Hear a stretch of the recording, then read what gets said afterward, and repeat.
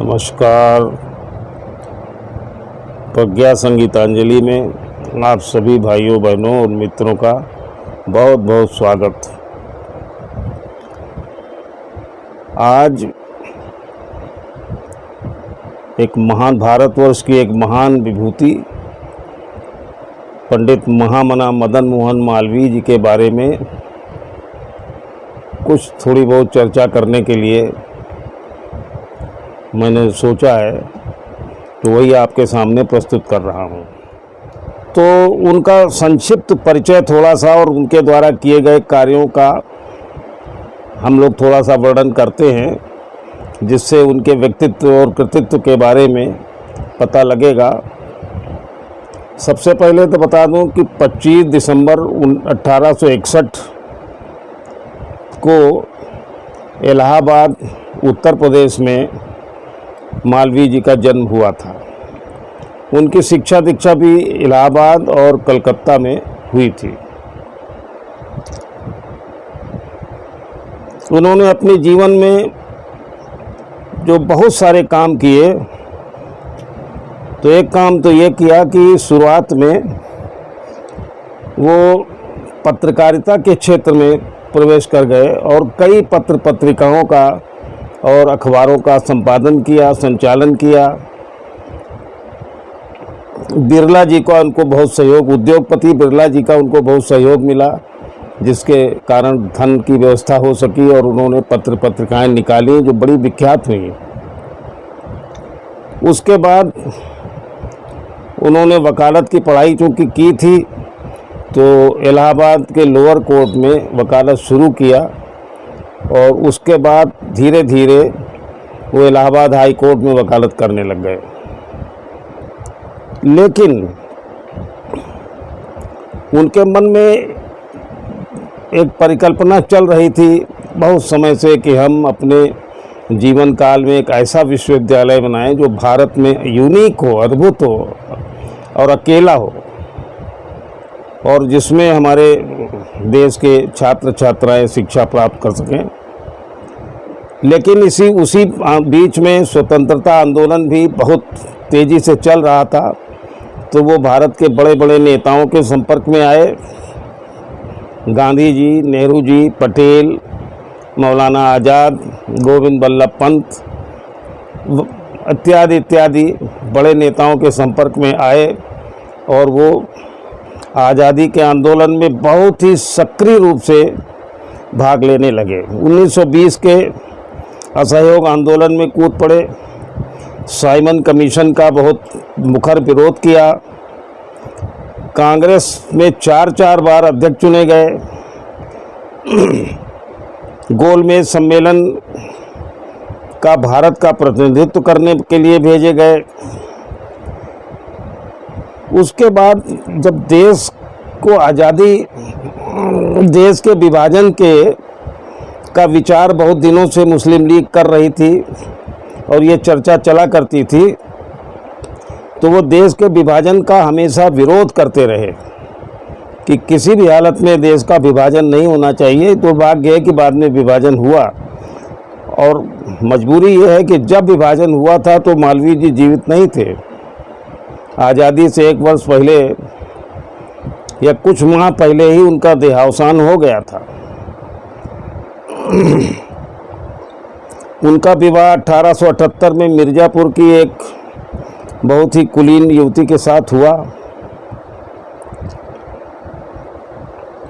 मालवीय जी क्या क्या नहीं थे, बहुत बड़े राजनीतिज्ञ थे, बहुत अच्छे वकील थे, बहुत अच्छे फ्रीडम फाइटर थे, समाज सुधारक थे। तो समाज सुधार के क्षेत्र में उन्होंने देखा कि हमारे देश में 2 बड़ी समस्याएं थीं उस समय। एक छुआछूत की समस्या, आदमी आदमी से नफरत करता था, एक दूसरे को छूता नहीं था, और छुआछूत की समस्या भारत में बहुत ही विकराल रूप से थी। तो मालवीय जी ने अपने स्तर से इसका बहुत विरोध किया। उन्होंने हरिजनों को, बैकवर्ड को मंत्र दीक्षा दी उनको जो है मंदिरों में प्रवेश दिलाया। इसकी वजह से काशी के पंडितों का बहुत उनको विरोध भी झेलना पड़ा,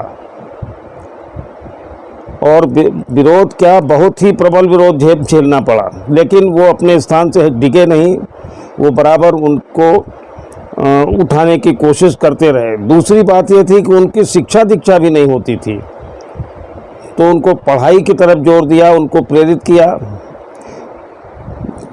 उस ज़माने में महिलाओं की शिक्षा पर भी प्रायः ध्यान नहीं दिया जाता था, और महिलाएं अधिकतर बहुत अशिक्षित रह जाती थीं।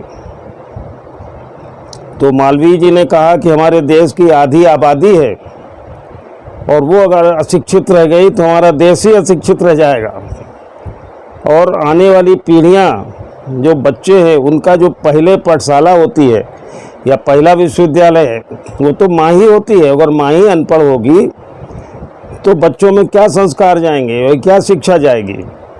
तो उन्होंने स्त्रियों की शिक्षा के लिए बहुत प्रबल रूप से आंदोलन किया और बहुत कोशिश की।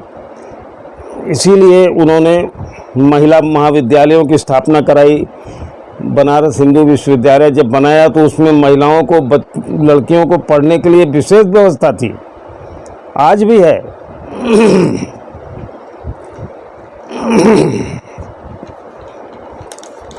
दूसरी चीज़ ये थी कि उस समय में मैकाले की, लॉर्ड मैकाले जो अंग्रेज था, उसकी शिक्षा व्यवस्था चल रही थी, और उसमें हिंदी को कोई महत्व नहीं दिया जाता था।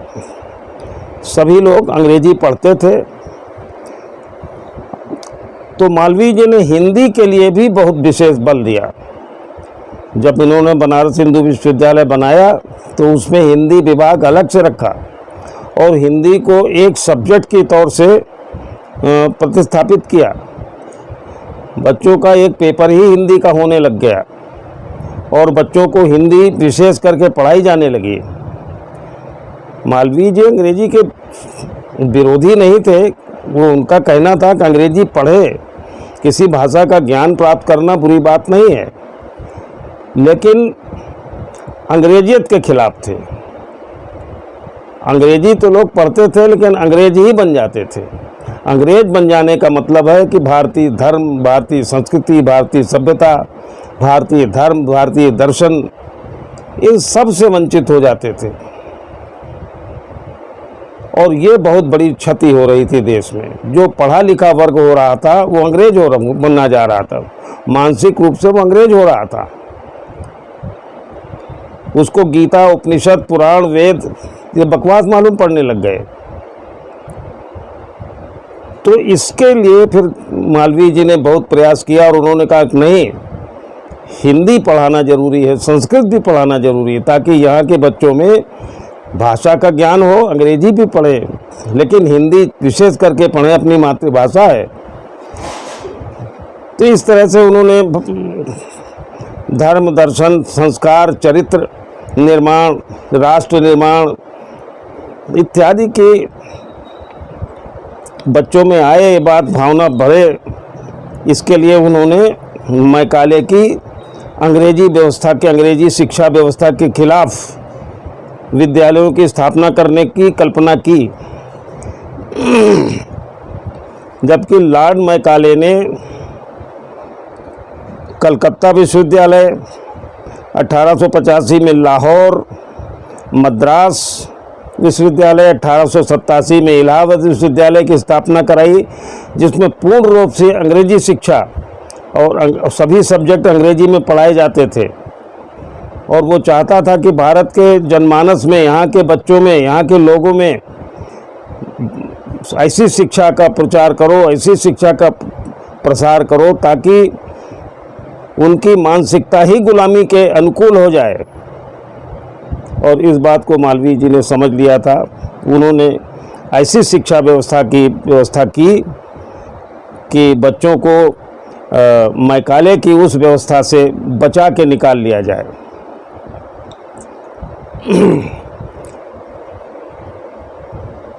एक बात और है, जब ये काशी नरेश की कल्पना, विश्वविद्यालय की कल्पना जब ये कर रहे थे तो इन्होंने उसका प्रस्ताव काशी नरेश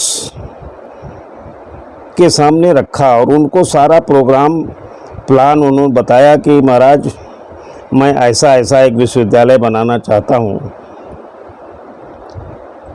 तो काशी नरेश को बात उनकी समझ में आ गई और उन्होंने कहा कि ठीक कहते हो, और अंग्रेजी से सभ्यता में और मैकाले की व्यवस्था में पढ़ाई अगर होगी तो हमारे बच्चे तो गुलाम बनते ही चले जाएंगे। खुशी से गुलामी स्वीकार कर लिया है, करते जा रहे हैं। तो काशी नरेश जी ने इस मामले में उनकी बहुत मदद किया। मदद ये किया कि सबसे पहला सवाल ये हुआ कि भाई उनकी भूमि व्यवस्था कैसे हो, ज़मीन की व्यवस्था कैसे की जाए। तो काशी नरेश ने, कहा जाता है कि मालवीय जी से कहा कि पंडित जी आप प्रातःकाल चलना शुरू करिए और दिन भर में एक वृत्त बना लीजिए, जितना आप चल सकेंगे उतनी भूमि आपको विश्वविद्यालय के लिए दान समझी जाएगी, दान किया जाएगा। मालवीय जी ने वैसा ही किया और शाम तक 1360 एकड़ ज़मीन पर वो चले और वो 1360 एकड़ ज़मीन काशी नरेश ने उनको दी। साथ में उसमें 11 गांव, 7000 पेड़, 850 मकान, एक धर्मशाला, एक मंदिर, ये सारा कुछ काशी नरेश ने उनको दान कर दिया। तो इस प्रकार से भूमि की व्यवस्था तो हो गई। भूमि की व्यवस्था हो जाने के बाद दूसरा काम ये हुआ, दूसरी आवश्यकता ये पड़ी कि अब धन की व्यवस्था कैसे हो। निर्माण कार्य करने के लिए धन की व्यवस्था चाहिए। तो धन की व्यवस्था के लिए उन्होंने पूरे देश का भ्रमण किया, एक एक चप्पे चप्पे में गए, सभी राजाओं, महाराजाओं, नवाब, जमींदार और सामान्य जन सबके पास गए और सबसे उन्होंने दान लेकर के और इस महान विश्वविद्यालय का निर्माण कराया। इसमें एक बड़ी उल्लेखनीय बात है कि पहला दान जिसने दिया था तो वो एक गरीब विधवा ब्राह्मणी थी जो दिन भर कमाती थी और 1 रुपये उसको दिन भर में मजदूरी मिलती थी। उसने वो 1 रुपये, एक दिन की मजदूरी मालवीय जी को दान कर दिया। पहला दान 1 रुपये का मालवीय जी को मिला, जिसको उन्होंने अपनी पगड़ी उतार के उस पगड़ी में 1 रुपया स्वीकार किया और उसका दान इतना शुभ हुआ कि मालवीय जी का कोई काम रुका नहीं, चलता चला गया। आज भी चल रहा है।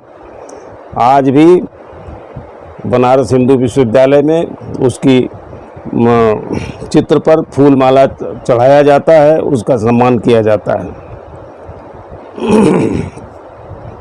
1914 में हिंदू विश्वविद्यालय विधेयक पास हुआ और 4 फरवरी 1916 को लोकार्पण भी हो गया, जिसमें महात्मा गांधी आदि बड़े बड़े नेता सम्मिलित हुए और संभवतः महात्मा गांधी के द्वारा ही लोकार्पण भी कराया गया।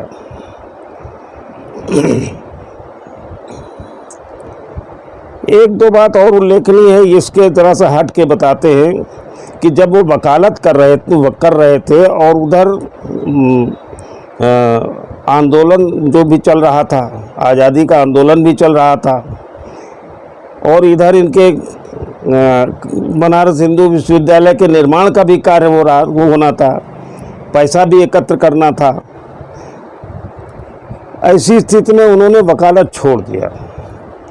लेकिन चौरी चौरा कांड हुआ और उस चौरी चौरा कांड में 177 युवकों को दोषयुक्त माना गया।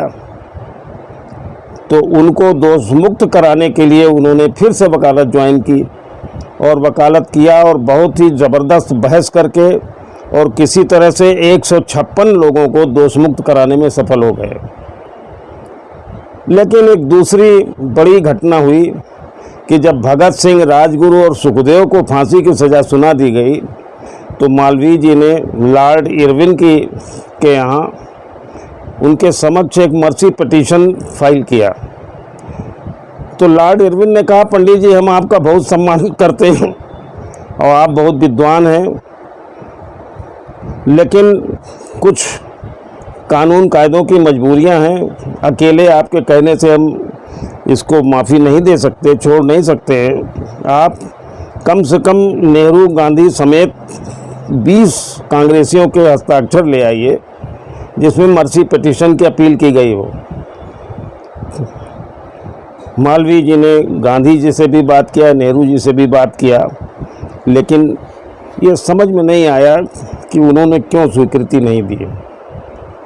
और इन्होंने बहुत प्रयास किया, लेकिन उन्होंने स्वीकृति नहीं दी तो नहीं दी। अब ये एक राजनीतिक विषय है, अब इस पर यहाँ जाना ठीक नहीं है।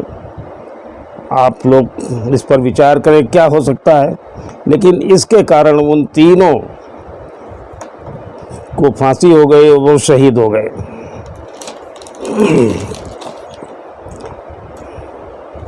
लॉर्ड इरविन ने बाद में लंदन जब गया तो उसने कहा कि मेरा तो इरादा ही उनको छोड़ देने का था, लेकिन गांधी, नेहरू आदि ने कोई प्रयास ही नहीं किया और मालवीय जी ने प्रयास किया तो उनका सपोर्ट नहीं किया, तो इस कारण मजबूरन उनको फांसी देनी पड़ी, वरना फांसी शायद बच जाते वो। तो इस तरह से उन्होंने ये भी एक बड़े बड़े काम किए। अब आपको 2-3 घटनाएं, जब ये पैसा इकट्ठा कर रहे थे, भिक्षावृत्ति कर रहे थे पूरे देश में घूम घूम के, तो उनको क्या क्या कठिनाइयां हुई और अजीब तरीके बड़े प्यारे प्यारे संस्मरण आपको सुनाने लायक है। 2-3 संस्मरण आपको सुनाता हूँ। पहला संस्मरण तो ये है कि राजा दरभंगा के यहाँ जब ये गए तो शुरू में उन्होंने बिल्कुल इनको तवज्जो नहीं दिया और उन्होंने कहा कि पंडित जी, सारी दुनिया में आपकी दाल गलती होगी, लेकिन मेरे यहाँ आपकी दाल नहीं गलेगी। मालवीय जी ने कहा कि राजा साहब, अगर बर्तन में पानी होगा और आग होगी तो दाल तो गलेगी गलेगी। बाद में कुछ ऐसा कोई व्यवस्था बनी कि वहाँ उनको एक भाषण देना पड़ा। मालवीय जी का भाषण इतना प्रभावशाली था कि राजा दरभंगा बिल्कुल नतमस्तक हो गए और उन्होंने कहा कि भाई, मुझे खेद है कि मैंने आपसे ऐसा कहा और मैं पूरे प्राणपन से, पूरे मन से आपकी मदद करूंगा। और उन्होंने बहुत मदद किया, काफ़ी धन लगाया। इस तरह से राजा दरभंगा, जो कि बिल्कुल निगेटिव थे, एकदम पॉजिटिव हो गए। दूसरी घटना एक और है। निज़ाम हैदराबाद साहब के यहाँ पहुँचे। एक तो निज़ाम हैदराबाद मुसलमान और ये मालवीय जी हिंदू, और वो भी हिंदू विश्वविद्यालय बनाने के लिए। तो निज़ाम ने कहा कि भाई, आप मुसलमान के दरवाजे आए हो हिंदू विश्वविद्यालय बनाने के लिए, तो मैं तो वही कोई मदद करूँगा और मुझसे कोई उम्मीद मत करो। और मैं क्यों दूँ हिंदू विश्वविद्यालय बनाने के लिए, बनाओ जाके जैसे बनते बने। उन्होंने कहा कि महाराज, ऐसा है कि मैंने संकल्प लिया है कि जिसके दरवाजे जाऊंगा कुछ न कुछ लेके ही हटूंगा। उन्होंने कहा कुछ न कुछ लेके हटोगे तो ठीक है, वो सामने 2 जूतियां पड़ी है हमारी, उठा लो। 2 जूतियां पड़ी है, उठा लो और ले जाओ, यही मेरा दान है। उन्होंने कहा एवमस्तु। उन्होंने दोनों जूतियां उठाई और उनको नमस्कार करके बाहर चले आए। बाहर बाजार में, गेट के बाहर ही बाजार थी। बाहर जब निकले तो उन्होंने उन जूतियों की नीलामी शुरू कर दी कि निज़ाम की जूतियां नीलाम हो रही थी और वहाँ भीड़ लगने लगी। आप कल्पना करिए कि मोदी जी का एक कोट करोड़ों में बिक सकता है, तो निज़ाम की जूती भी तो बहुत अच्छे पैसों में बिकती। तो वहाँ भीड़ लग गई और जनता इकट्ठा हो गई और ये ज़ोर ज़ोर से चिल्ला चिल्ला के उसकी बोली लगवा रहे थे। निज़ाम हैदराबाद के कारिंदों ने देखा, भाग के अंदर गए, कहा महाराज ये क्या हो रहा है, वो तो आपकी जूती की नीलामी कर रहा है। तो उन्होंने कहा इसने तो बिल्कुल हमारी इज्जत धो दिया और बहुत इज्जत हमारी चली जाएगी, उसको बुलाओ, जल्दी से अंदर बुलाओ। तो फिर ये अंदर चले गए। उन्होंने कहा क्या कर रहे हो? कहें महाराज जो जूती बेच करके जो धन मिलेगा उसी धन को मैं अपने विश्वविद्यालय में लगा दूंगा। उन्होंने कहा कितना पैसा चाहिए तुझको? उन्होंने कहा महाराज ये मैं नहीं बताता हूँ, ये आपकी अपनी स्वेच्छा है, आपकी श्रद्धा है, आपका विश्वास है, आप जो चाहें। इसके लिए मैं दबाव नहीं डालता कि कितना दीजिए, जो इच्छा करे आपकी वो दे दीजिए। आज अगर आप बनारस हिंदू विश्वविद्यालय में जाएं तो निज़ाम हैदराबाद के द्वारा बनवाई गई पूरी कॉलोनी हैदराबाद कॉलोनी मौजूद है और अनेकों बिल्डिंगों का निर्माण निज़ाम हैदराबाद ने कराया। एक मुस्लिम होते हुए एक हिंदू विश्वविद्यालय बनवाने में पूरी मदद किया। ये गांधी जी की, ये इनका मालवीय जी का संकल्प देखिए। एक और घटना बताता हूँ। उसी समय एक दिन सुबह सुबह 9 बजे ये एक अंग्रेज अफसर के ऑफिस में पहुंच गए। अंग्रेज अफसर से मिले। उन्होंने कहा महाराज ऐसा ऐसा है, इस तरह का एक विश्वविद्यालय बनवाने की मेरी परिकल्पना है, लोग दान कर रहे हैं और आप भी कुछ सहयोग कर दीजिए।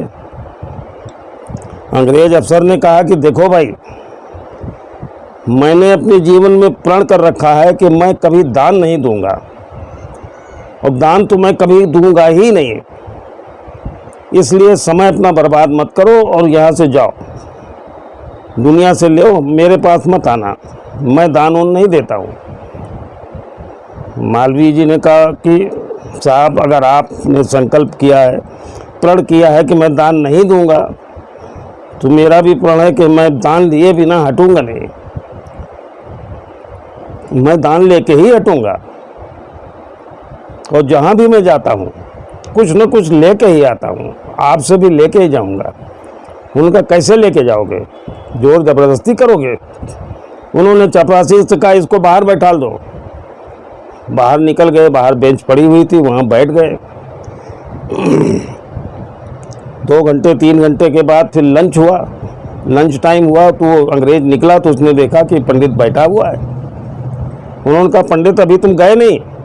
कहा महाराज आप कुछ सहयोग कर दीजिए, मैं चला जाऊँ।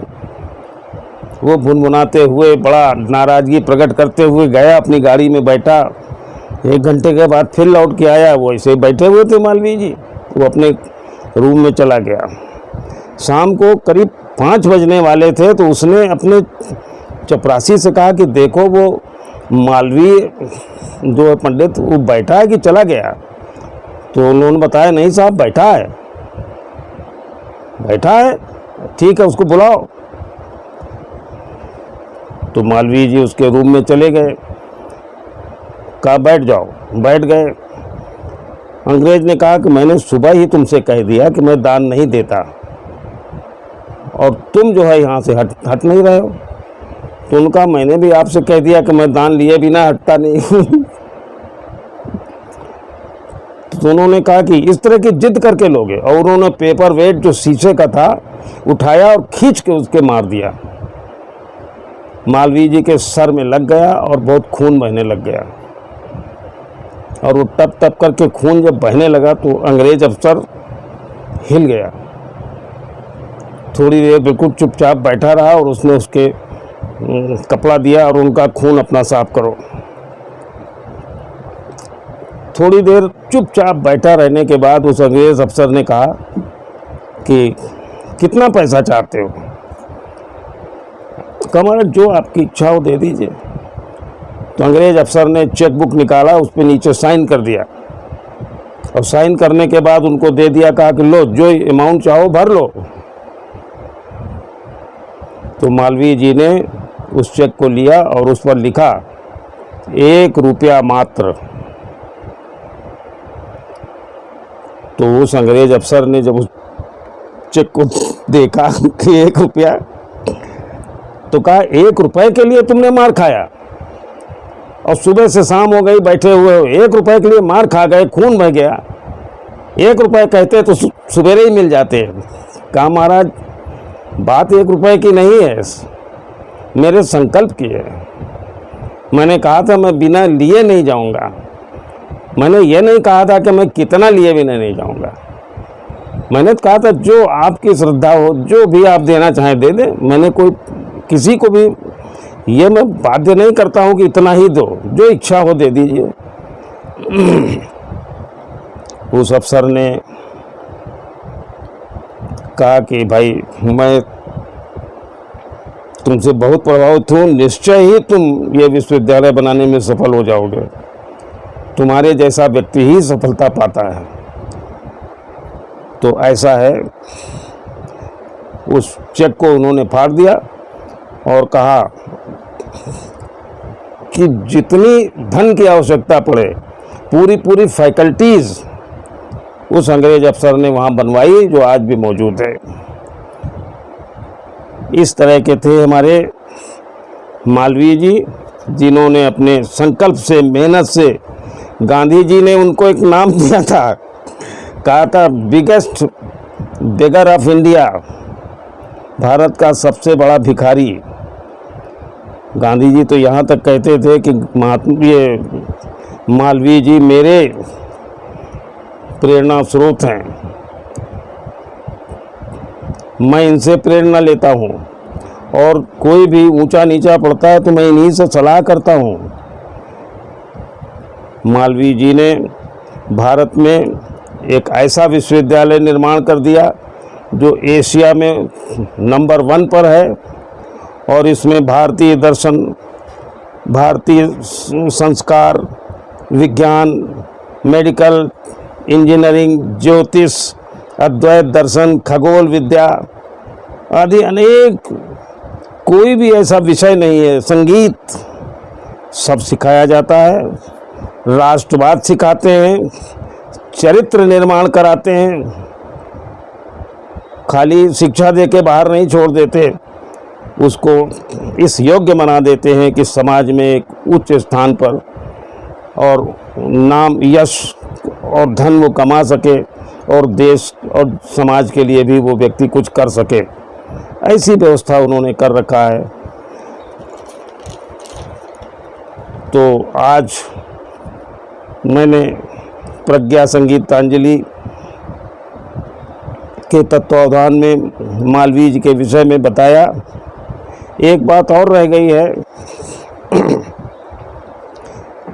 कि मालवीय भवन एक है बनारस विश्वविद्यालय, वहाँ 26 वर्षों तक मालवीय जी रहे, और वहीं बड़े बड़े नेताओं से, सामान्य जनों से, किसी से भी, संतों से, साधुओं से, सन्यासियों से मिलते जुलते रहते थे, सबसे सलाह मशविरा करते थे। और वहीं पर उपासना गृह है, उसमें 19 नवंबर 1946 को उनका देहावसान हो गया। आप कल्पना कीजिए कि इतना महान व्यक्ति 1946 में जिसकी मृत्यु हो गई, और 2014 तक, 13 तक कह सकते हैं, भारत सरकार की दृष्टि उन पर नहीं पड़ी। दुनिया के लोगों को भारत रत्न मिलता रहा, मालवीय जी को भारत रत्न नहीं दिया। हमारे मोदी जी भूरी प्रशंसा के पात्र हैं। उन्होंने आते ही 2014 में पहला काम ये किया कि मालवीय जी को सम्मानित किया, और राष्ट्रपति प्रणब मुखर्जी के द्वारा उनको भारत रत्न से विभूषित किया। लेकिन मरणोपरांत, चलिए देर आए दुरुस्त आए, ऐसे व्यक्तियों का आदर सम्मान किया जाना अत्यंत आवश्यक है। बहुत बहुत धन्यवाद और वीडियो देखने के लिए। अगर आपको अच्छा लगता हो, जैसे सभी लोग कहते हैं, मैं भी दोहरा देता हूँ कि सब्सक्राइब करने से या शेयर करने से या लाइक करने से, थोड़ा कमेंट करने से हम लोगों को ये पता लगता है कि हाँ, ये पहली बात तो ये है कि लोग सुन रहे हैं, देख रहे हैं, अच्छा लग रहा है, बुरा लग रहा है, कमेंट से पता लगता है। तो इससे जो है अपने में सुधार करने की भी सुविधा होती है। हो सकता है बहुत गलतियां हो रही हों, उसमें और अच्छा आपका सलाह मिलेगी, तो इसको और सुंदर और अच्छा बनाते जाएंगे। अभी शुरुआत है, अच्छा तो बनाने की कोशिश होगी। बहुत सी टेक्निकल चीज़ें हैं जो कि अभी संभव नहीं हो पा रही हैं, उतना गेटअप अच्छा नहीं दिया जा पा रहा है, लेकिन धीरे धीरे सब में सुधार आएगा। और जो भी आपकी सलाह हो वो आप निश्चिंत होकर दें। अगर आलोचना, कटु आलोचना करनी हो तो भी कोई संकोच करने की ज़रूरत नहीं है। कटु आलोचना से ही सुधार होता है, निरर्थक तारीफ से भी कोई लाभ नहीं है।